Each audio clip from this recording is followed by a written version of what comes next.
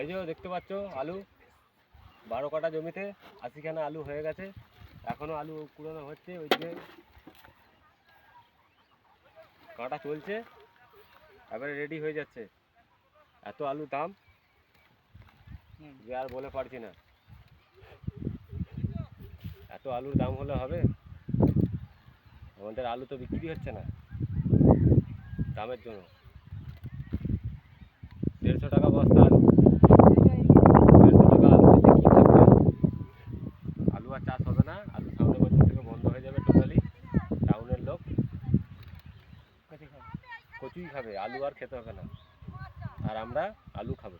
আমরা ঘরের জন্য 10 কাঠা করে আলু লাগাবো, আর সব সরষে বুনবো। সরষে বুনে তিল করে খাবো, আর আলু করে আমরা ঘরে খাবো। স্টোরে রাখবো, বের করবো, খাবো। আর টাউনের লোক, বাইরের লোক সব কচু খাবে।